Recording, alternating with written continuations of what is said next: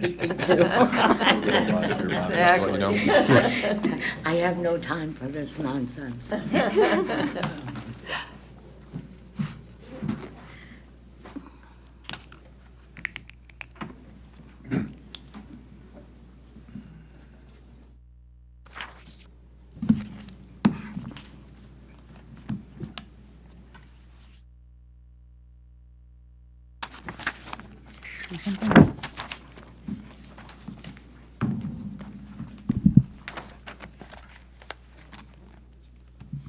Comfortable taking statement too? Oh, it is written down, though. The meeting is called to order. Please stand for the pledge.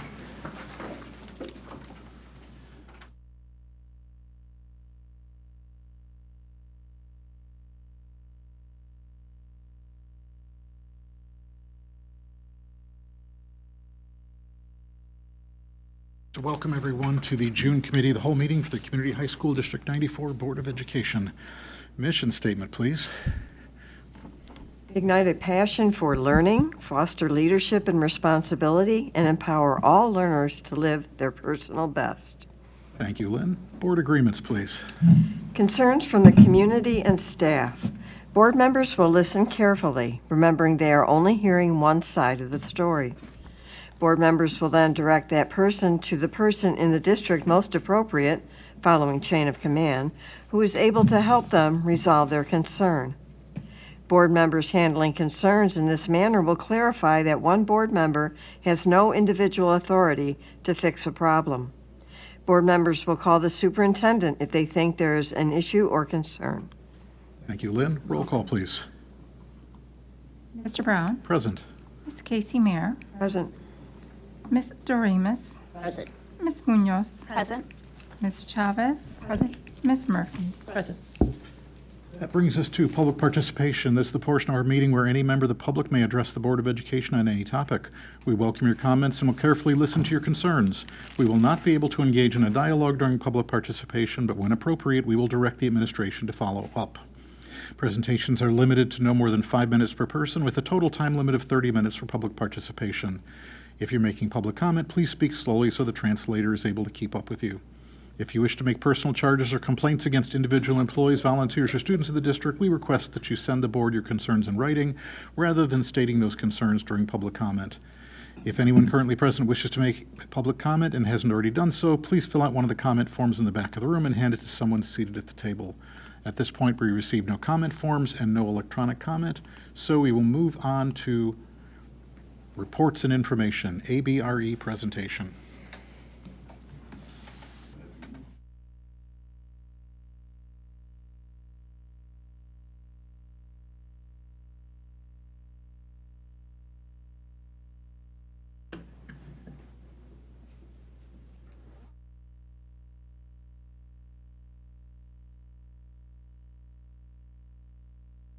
Did a board report. Kathy, it was you and Rich. Did one for? That went terribly fast. That was very. But you had a great audience that day. All right.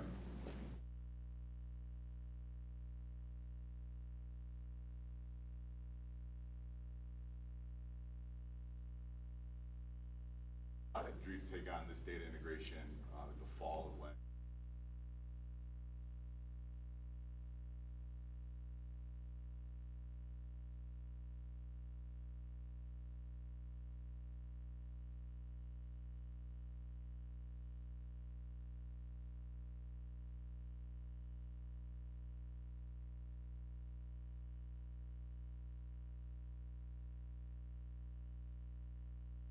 We're brainstorming all things with data with our students.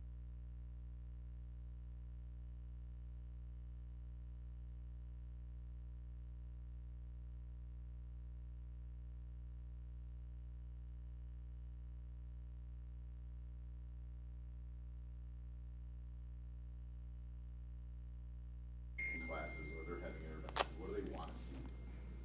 So with that, we landed on 4 very simple lead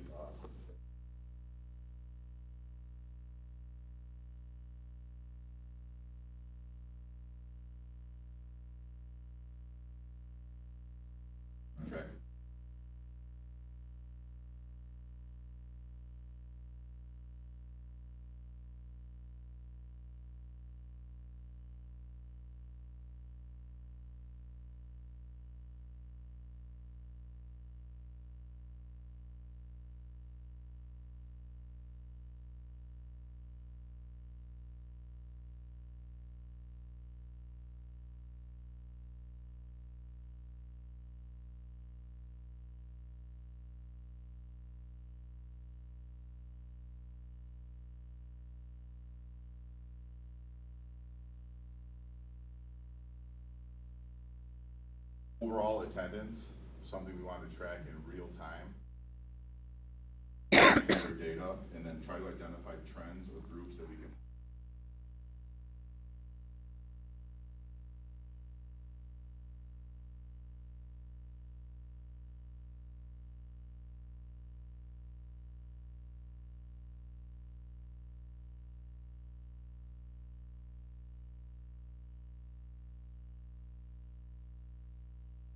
Our first version of the custom dashboard early November.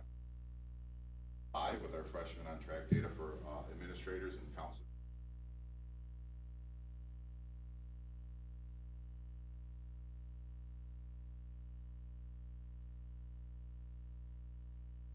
So here is what we have. This is what our data looks like.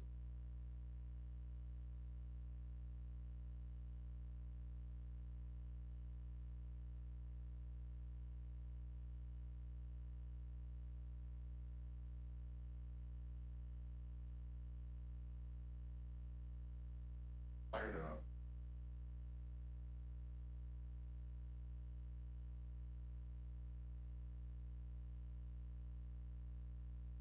Our August and our April-May data is actually pretty good.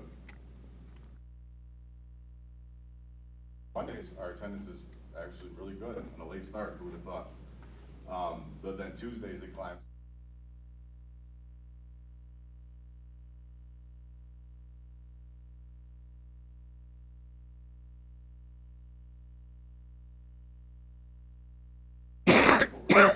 So this is our early warning system dashboard.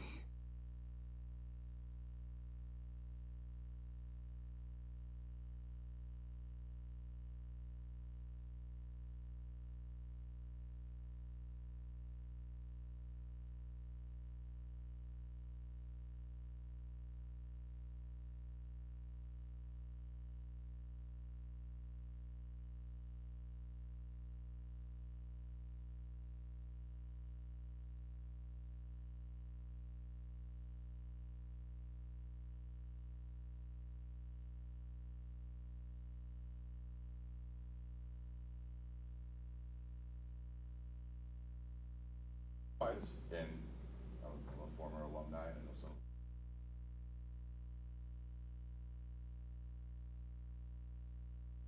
That data is also not just behavioral, but it's also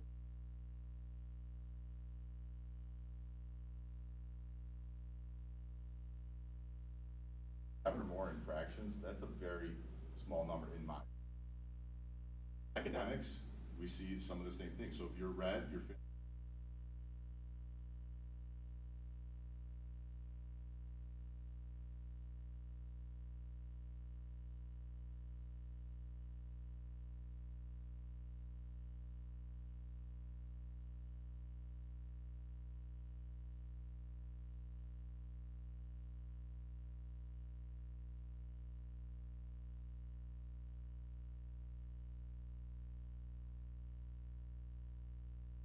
our division heads, whoever in the building from an admin standpoint, or find those red out, give it to somebody. And that's what we're really working for with operators, is how do we better identify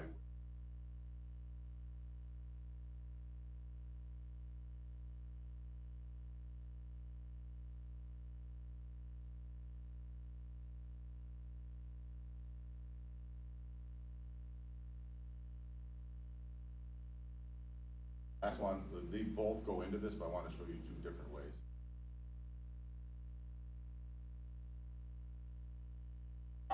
Our core course failure count, and then you can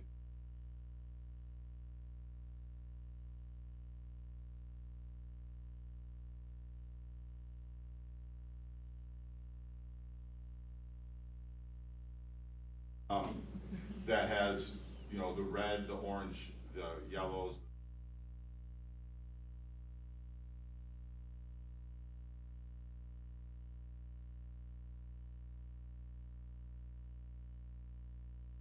Reasons.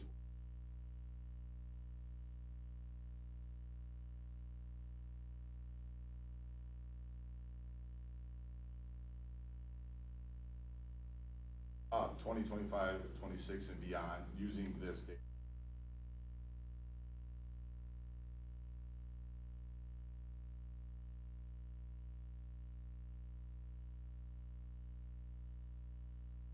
Monitor attendance, behavioral. Are there times in the year that we can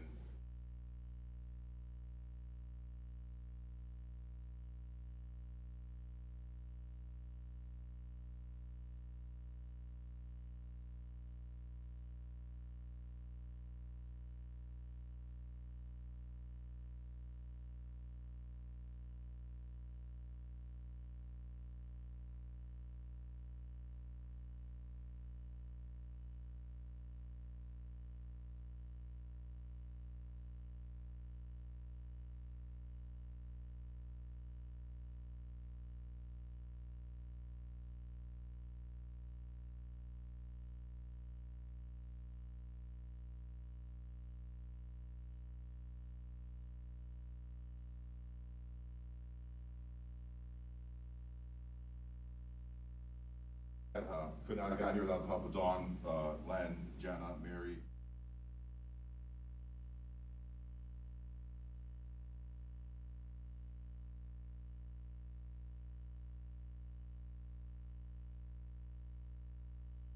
I love this. Yeah. I really do. And as you were talking about the days, I can very much relate to that, despite the fact that I'm very old and high school was a long time ago. I was a chronic truant. I know that surprises everyone to hear. But Tuesday, Wednesday, and Friday, or Thursday, I didn't believe in going to school because on Monday, the teacher told you everything you were going to do all week and all your homework assignments and anything important that you needed to learn was talked about that day. Tuesday, Wednesday, Thursday, it was just rehashed. Friday, you'd have a test or a paper due. And if you could do all that homework, you could still get straight A's, which I did, except for attendance. So I think a lesson for teachers is you need to mix it up again so people like me don't believe that high school is solely for the purpose of keeping kids off the street 3 days of the week. And it's really to learn every single day. Because I was out learning a lot, but it wasn't in the walls of OPRF. So I'm just saying that I've talked to some of my past teachers and suggested, had they mixed it up a little bit more, they might have seen more of me. Very interesting background, thank you.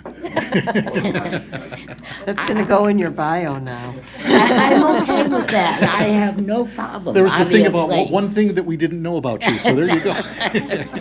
But it makes me a good board member because I wasn't the super overachiever.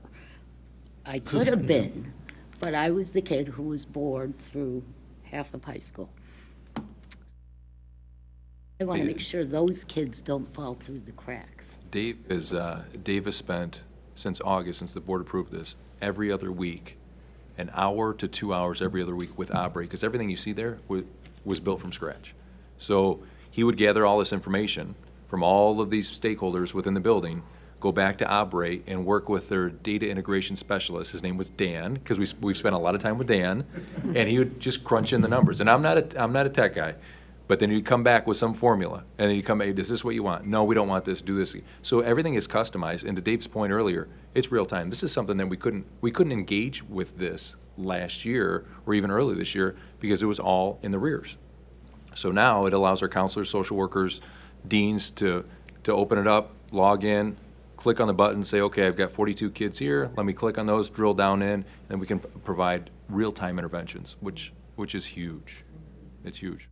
It looks like an amazing tool. I mean, I love the way you can see drilling down into the individual students, but I also love the way what you demonstrated drilling down into the classes. So you can look at how are these classes functioning and are there outliers that we need to have discussions about.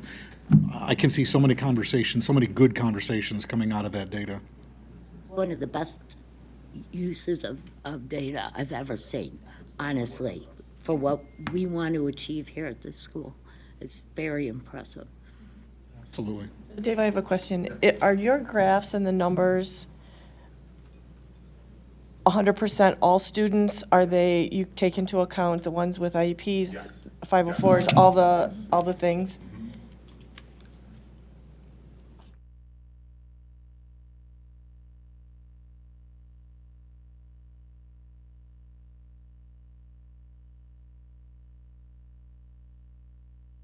Super exciting. I love it, every bit of it. I do want to just suggest something. I was at a conference last week, and it was a really interesting perspective from a high school senior that presented at one of the plenaries that her love of data, all things data. And it was really just striking for me to see that the high school, it sounds like a team of professionals had integrated students to come and be a part of these data walks and these data talks.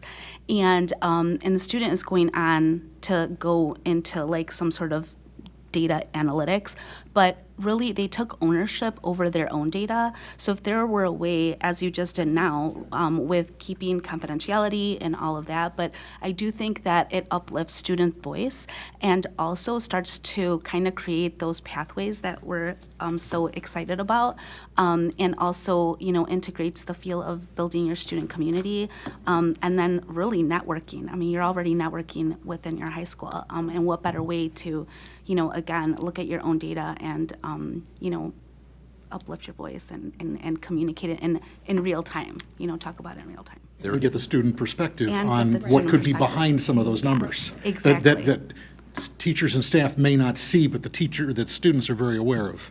So there's a phase into this. So right now, the data that we see here, it's just administrators have access to it, so we can wrestle with it first. The second phase is to give teachers access to their own data, so where they can see their kids. And then the third phase is to give students access to their own data and the parents. So there's a student and parent portal. We're a little bit away from that, right? We've got to figure out how to maneuver through this data dashboard first before we release it to the kids. But that's down the road. That's coming. It was so exciting. I mean, they had such a unique perspective, and we're so excited about it. And like I said, just took ownership and bought into all of it. So it was great to see in here. I'm glad. It's very exciting. So Dave, I apologize, I missed the first couple minutes. Who's got ownership of this whole thing? I mean, this isn't the only thing you do. It sounds like you're sort of driving most of it, but it seems like in order to really get the full potential, you need somebody full-time kind of focusing on this rather than, a little bit of a Dean, a little bit of Dave, a little bit of this, a little bit of that, to kind of tie it all together. And that's the beauty of like the custom dashboard piece.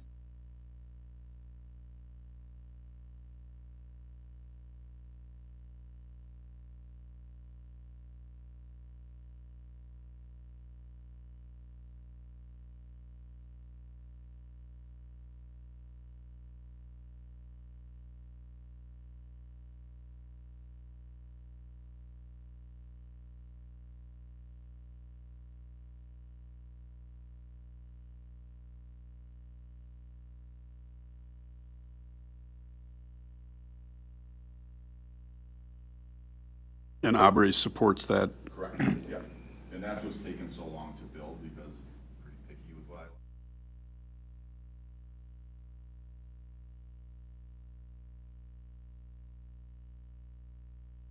One of the things where I can get the most kids and then drill down into the finite, Yeah. to try to drill into, especially when you're dealing with IEPs and we're dealing. There is that ability, yes, and they just have to tell me. They're going to tell me. It just seems like with all the variables and all the students and all the classes, needs kind of somebody's full-time attention to really squeeze all of the value out of it. And it's been led by a committee, but we just want to have one point person that connects with Abre. So Dave is essentially the translator between the teachers to the tech people, and the tech people back down through to the administrators to ensure that right, to ensure that everything is aligning coherently. Because if we have too many chefs in the kitchen, then all of a sudden nothing works out well. The idea is that this transition will shift over to our new principal coming in, because the principal should be overseeing all of the data. But the technical side of it is where I wanted Dave to take the lead on, to make sure that the behind-the-scenes stuff we're set and ready to go. Okay, so everybody's comfortable that we have enough manpower to fully use this right now? It'll inform PLCs and like grade level discussions, correct? 100%. But our teachers have not, they don't have the teacher access interface yet. We've got to show them and teach them and bring them along through the PLC process. So will that be done at like Institute Day? That'll be done throughout the course of the entire year, knowing that we're rolling out PLCs at the beginning, and different PLCs will be at different points along the continuum. Some will be eager to jump into data, and then we'll say, okay, let's give this PLC access to their data so they can look at it. And then that'll start to build and build and build. So you want to get the cohort of the willing first to start to build that capacity out. So we're not just going to dump it on them day one. That wouldn't be fair. We did a beta test with the counselors.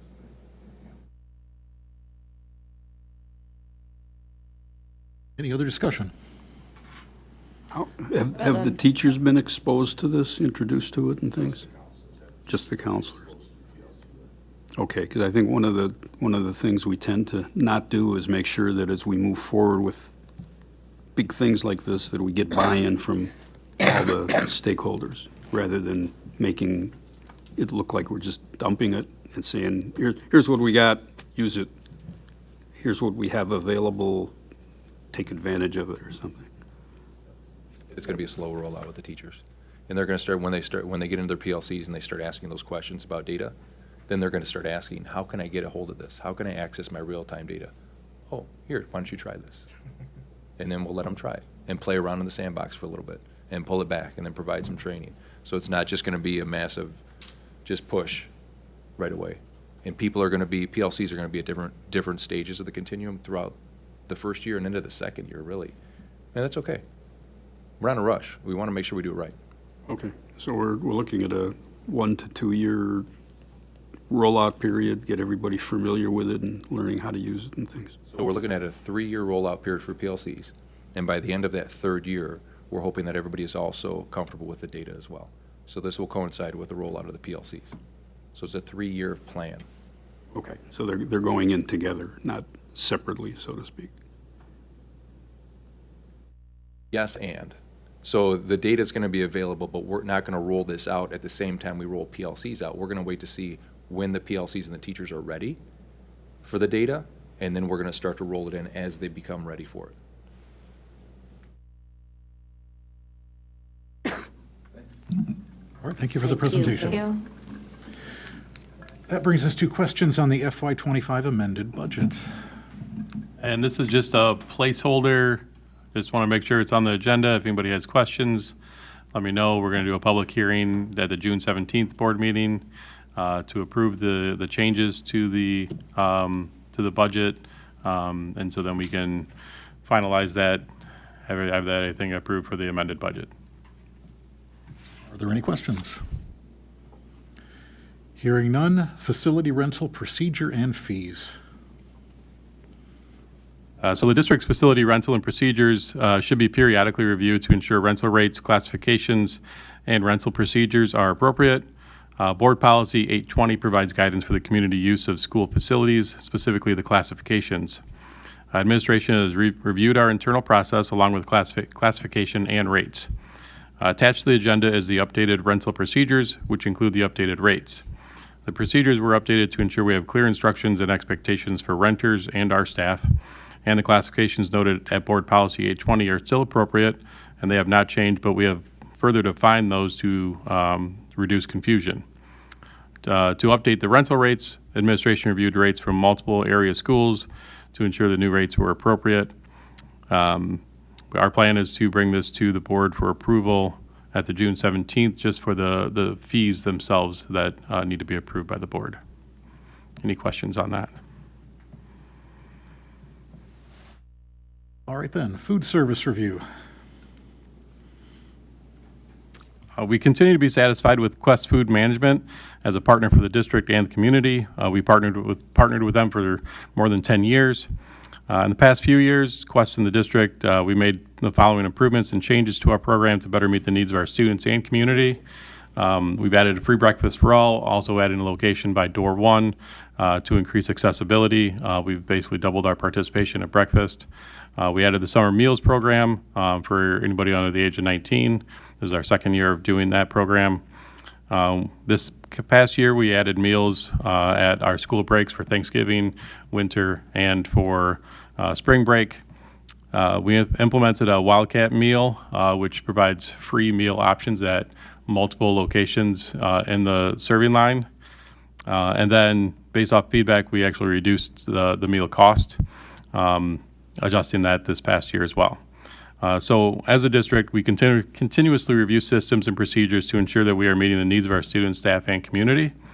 Our food service program is no exception. And so during this strategic plan process, we received feedback that our current food pricing was too expensive.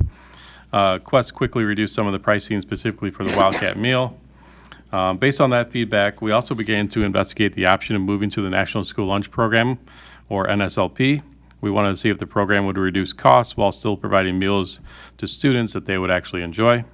Working with Quest, we piloted the menu guidelines of the NSLP program for 3 days in April. Some of the biggest differences between our current program and the NSLP program included reduced sugar, reduced salt, reduced fat, and whole grain, along with some restricted portions. As we move into the next school year, the administration wanted to update and get input from the Board of Education on the survey results from the NSLP pilot. Also, if the board would like to continue the meals served at school breaks and provide the 25-26 Quest contract, and then also the tentative plan moving forward past the 25-26 school year. So attached to the agenda are the results of the survey that students took regarding the NSLP pilot. There were 256 responses. Overall, they did not like the taste of the food. They felt the options were limited. They felt the quality of the food was not as normally as good as offered. The question that was probably the most telling was that if the food was offered was free for everyone, would you still eat it regularly? And 41% said no, that they would not even eat it even if it was free. So as we consider the NSLP program for our high school students, it became really evident from the survey that our students preferred to have their choice and want good variety. Considering the students didn't like the options, cost would probably be pretty similar, and it would most likely restrict some of the other options that we've already implemented. Administration would recommend to not move to the National School Lunch Program. As I mentioned, we started meals at breaks. So that was one of the other changes that we made this year, which is a really positive change for Thanksgiving, winter, and spring break meals. We handed out almost 6,000 meal packs. The cost of the program was $37,888 for the 25-26 school year. I would like to know if the board gets some input from the board if we want to continue that program or not. Okay, so it sounds like you're looking for board input from a couple different angles on this. Well, So yes. maybe first let's talk about the National School Lunch Program, because it looks like you're looking for feedback on that. So obviously it's not doing anybody any good if you offer food and the kids aren't eating it. Even though the prices are higher to have the regular Quest food, do we feel that that's a barrier for many students? Or are most of our students still able to get food that they need to get through the day? I think we've seen an increase in our free meals this past year, probably a 25% increase to those meals that the free meals served. So if they qualify, that they're still able to get a free meal, and then the other students are apparently able to purchase whatever the meal that they would like. I mean, is it the sense of the administration that the students are getting the meals that they need so that they can function through the day? Yes. I think with anything, we'd like to see more students eating. But the survey was, the week-long pilot, if you will, they're not shy about giving feedback. Which is good. That's a good thing. No, yes, yes. And we really struck a chord there that week when we reverted back to the National School Lunch Program, to where we thought there was going to be like walkouts. They were so upset with the quality of the food. What was your opinion of the food? Did you check it out, Dan? Is it really that bad? I tried it. I didn't think it was that bad. It's a little different. I mean, it's whole grain. It's less flavor to it, less seasoning to it. But it's edible. They're taking out the good stuff from the kids' perspective. Yeah. Yeah. Has there been a weigh-in from the Wellness Committee on what they would go with as far as, because obviously they're looking for wellness, and that's, you take all that stuff out and you're obviously going to be serving something healthier. Has that come up at all with Wellness Committee? Is there a Wellness Committee? I don't even know. We have a wellness committee. We do have a wellness committee that's more staff-oriented, with some thoughts of, how we can make it everybody wellness throughout the whole school. Overall, I've had conversation with Quest of, let's try to put some more fruits by the registers. Let's make those more prominent than some of the other things. Try to make sure that the meals that they are serving are have all the proper nutrients and everything like that they need. So there's been discussion of that, just to try to make it as healthy as possible, and I think Quest has met some of those thoughts. There's oftentimes in the adult non-school world anyway, this challenge where the less healthy food is a lot more affordable, and if you want to eat healthier, it's more expensive. Are we in the same situation where they've got their choices, but if our students want to eat something healthier, it's going to cost them more? Is that happening here? I'm not sure if the healthier food is any more costly than the others. I think, Like you said, you wanted to put fruit more by the register. Mm-hmm. Are those fruit options more expensive than if they want a bag of chips or something? No, they would not be more expensive. The fruit would be less expensive than a bag of chips or the cookies or candy bars. Okay, so money itself shouldn't be the big barrier to keep them from making a healthier choice. Correct. I've spoken to people who attend schools and who have worked in food service at schools.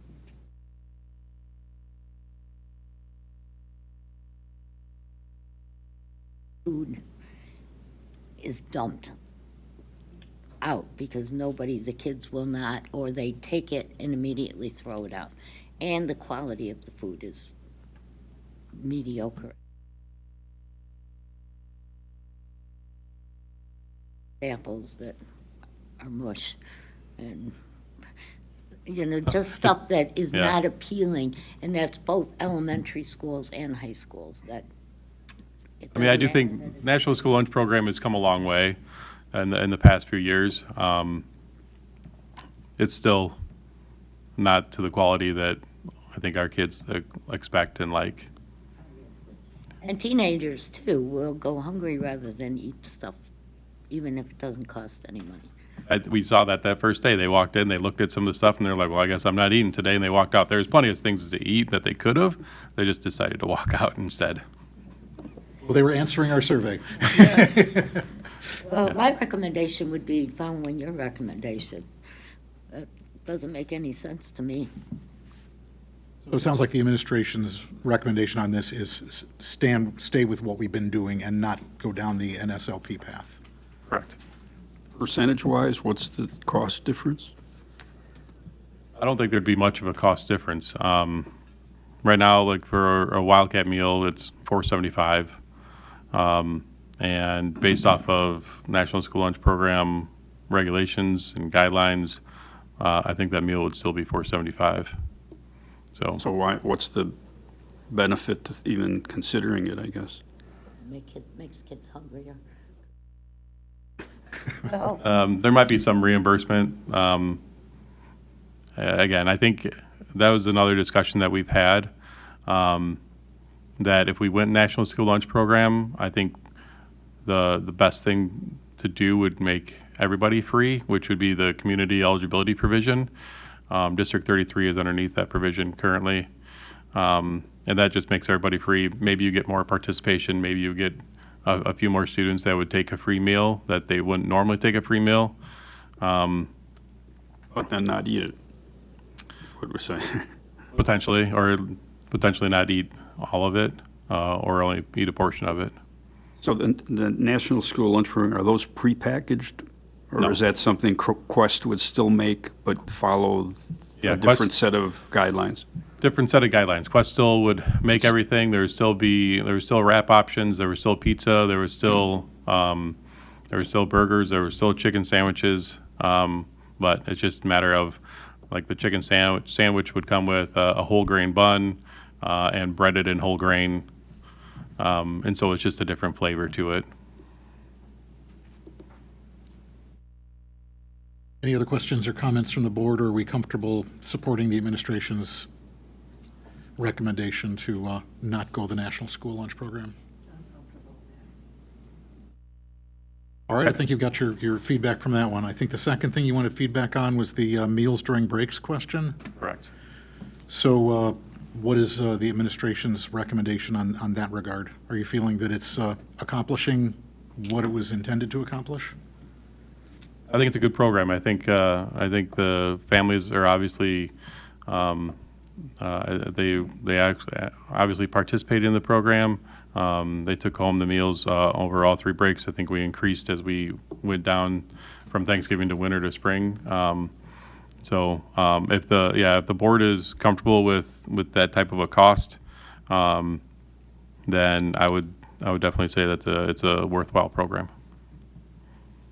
It would be good to get a survey from the families that are taking that to make sure that they're, in fact, utilizing it to as optimally as we would hope, not just taking it and eating the chips and throwing other stuff away. So have we done surveys on those type of meal provisions? We have not done surveys on those. Okay. I think probably good to have some kind of feedback from the community on that as well, to make sure that we're hitting the right I needs. think the issue with that is we don't want to have a negative stigma attached to a free meal going out. And if we start to survey, then all of a sudden they're going to back off and say, I don't want to be identified. Well, they won't have to be identified. I mean, Just a simple act of giving a survey, whether it's anonymous or not, I think could present a barrier to additional families and students accessing those free meals. Yeah, I can see that. I think if they weren't really using them or, eating the meals, they would stop taking them. It would be dropping off. Instead, it's been increasing, right? Correct. Yeah. I think it's Oh, the word on the street must be good. more and more critical in this environment that we do offer that, and more critical that we are.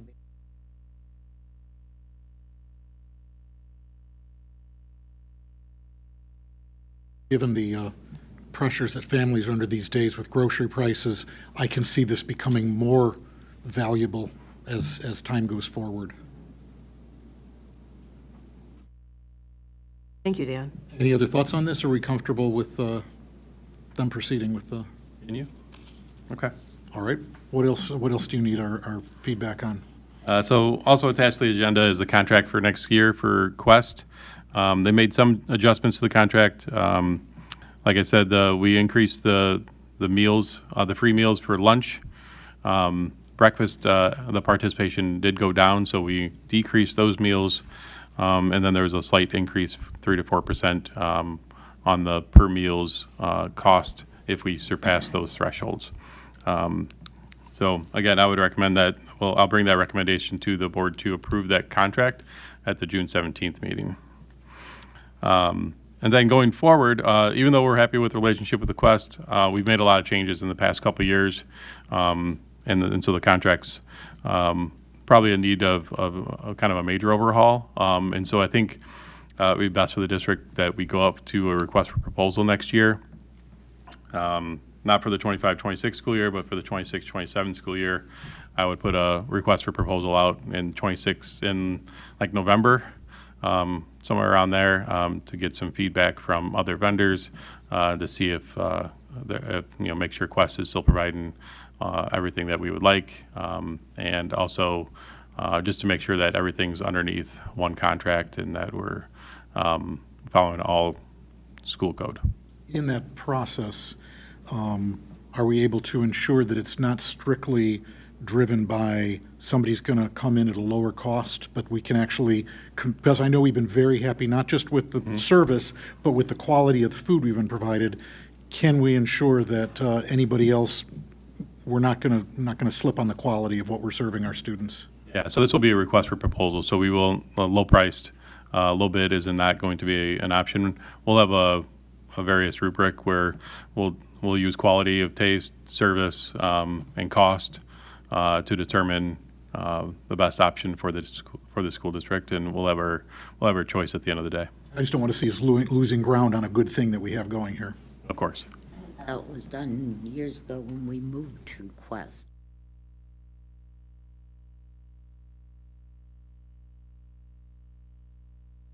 More credit than I'm due. Yeah, we'll do sure if I food gotta quality. think about I'll have multiple vendors in. We'll do food tasting. We'll get students involved. We'll have student voice, taste testing, some of the options that they're going to be able to provide. It'll be a process. Let the students tell us what they like. That's a good aspect to it, yes, because they will tell us. Are we all comfortable with that, or any concerns? All right, you've got your feedback. Anything else, or does that take care of the food service? Good for food service. All right, software renewals. All right, so for board policy 460, purchasing and contracts, administration is bringing to the board a list of contracts that are needed renewal. We have Skyward, which is our financial software for business and HR. We have ClearGov, another financial software for budgeting and forecasting, and then Gales Engage, which is a LRC digital service subscription. One update, if you're looking at the chart on the agenda, is I do have the updated number for ClearGov, which is $27,316.60, which is about a 2.9% increase. And so that's the only one that actually increased. The other two, those software actually decreased. So I'll plan to bring those renewal contracts to the board at the June 17th board meeting. Any questions? All right, hearing none. Sim-rated corporation science curriculum. During the 23-24 school year, the Board of Education approved the implementation of Healthcare 1 and Healthcare 2. These 2-semester-long courses have utilized sim-rated kits for students to perform medical procedures and be evaluated through an online platform. Enrollment in these courses continue to grow with over 100 students enrolled for the 25-26 school year. Attached to the agenda is a quote from Sim-Rated in the amount of $90,715.50 for the purchase of the kits for all sections for next school year. Considering the cost of this curriculum, we are investigating options to lower costs of the program and or determine if the cost is acceptable. So some of the options that we've looked into or will continue to look into would be capping the sections to limit enrollment to 50, for example. We could look into potential private grants, see if we can get funding from some other source.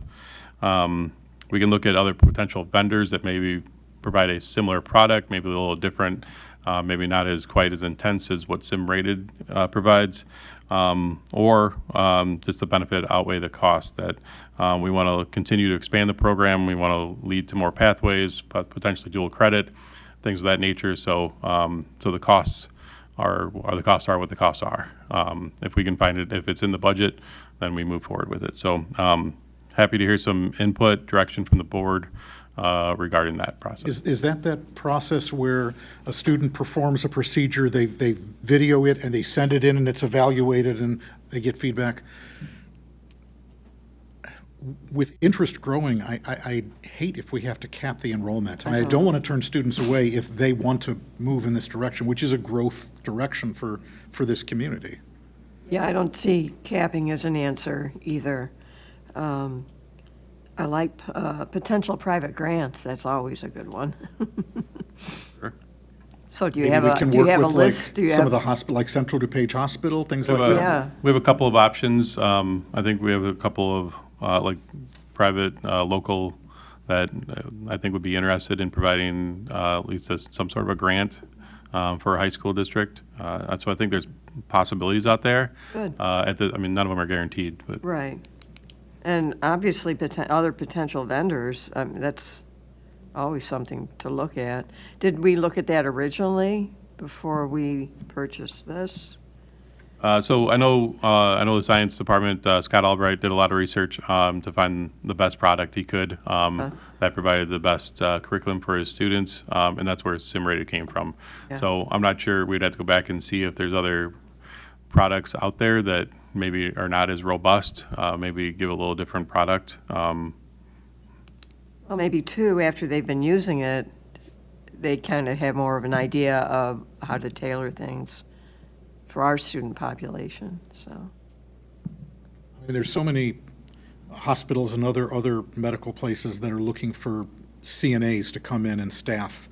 Yeah. So I would think there are places that would love to partner with us, help us get these students on that pathway so that they'd have a stream of people that could then work there once they've got their skills. CDH might trade it for our TIF settlement. Saying.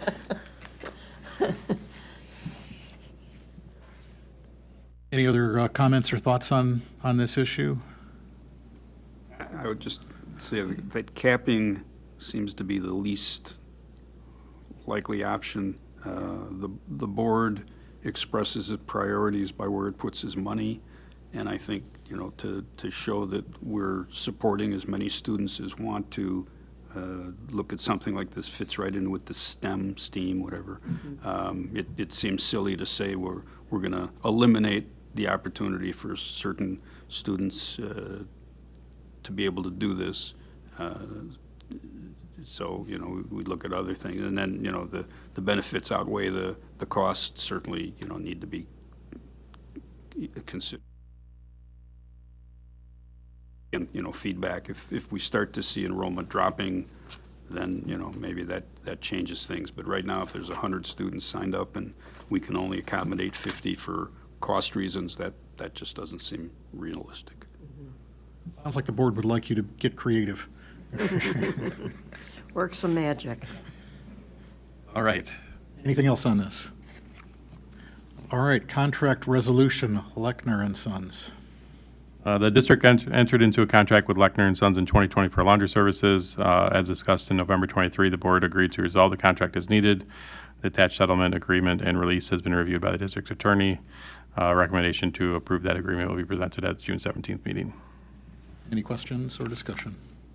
I didn't have a question. That was during COVID, and for the most part, we weren't really having any students here. What would have happened at that point if we, had been under that contract? I mean, this is for cleaning towels and things. They wouldn't have been picking up towels and cleaning them because nobody was here. What was built? They're doing into some that? uniform service still with our custodians. Okay, so other than just phys ed towels and things. Okay. Anything else? Commons projector installation. The cafeteria, also known as Commons, is used throughout the school year for large group meetings, institute days, various trainings, and community events. Our IT department spends hours setting up equipment for these events. It would be beneficial to have a system that is easily accessible, integrates with current systems, would have minimal disruption to the facility, and would not need the IT department to set up. Our IT department reviewed multiple options, received multiple quotes regarding the installation of either 1 to 3 projector systems in Commons. After review of all the options, it was determined that 1 screen would be sufficient for our needs. So the system would include a switch to raise and lower the screen from the ceiling. Our current Epson projector systems would integrate with the new system, and it would be like a plug and play for any user that came in. Fathom Media Inc. provided the lowest quote, $11,187.74, which includes the screen, the projector, and the installation. So a recommendation to approve that installation of the projector would come to the June 17th board meeting. Any discussion? Great idea. Sounds very Needed. very needed. For sure. Pool area tile repair. Each year, the pool area, including locker rooms, are inspected to determine if tiles are needed to be repaired or replaced, along with regrouting of the areas. Royal Tile Installation has completed this work for the district since 2018, with annual costs ranging anywhere between $7,500 a year to $17,000. The inspection from Royal Tile Installation found various areas that are needing attention this summer. They provided an estimate for $11,600 for the current year. That estimate is attached to the agenda. Work is expected to be completed late July. I'll bring that to the board for approval at the June 17th board meeting. Any discussion? All right. Press Plus issue 118, first review. It is our favorite time of the year, where the Illinois Association of School Boards Press Plus Policy Service has distributed issue 118 policy recommendations. Our district leadership team has reviewed the recommendations and has summarized our suggestions on the summary sheet. After receiving feedback on these recommendations from the board, we'll place this on the consent agenda for the second reading and approval for the June 17th, 2025 regular Board of Education meeting. So my recommendation is to review Press Plus issue 118 and share feedback with us prior to the June 17th board meeting. Does anybody have comments at this point? If I could get a printout of that, I can't really do it on the computer. Well, the printout of actually Full policies. all the policy policies. changes, Oh. so that I can read it and make notes. I can't do it on the computer. Be happy to give you my printout. I'll give it to you before you leave. And then you can get another one. I've got many of them. I've been looking at this for 2 months. Any other comments regarding the policies at this And point? then I will be glad to go through it. All right. Yeah, everybody feel free to go through it and forward your comments to Kurt as soon as possible. This counts as our first reading, so the second reading and approval will happen at the 17th. But there could be obviously further discussion should there be questions or concerns about any of the policies. Thank you. All right, that concludes everything we have for open session. We will be going to closed session, and there will be no action taken coming out of closed session.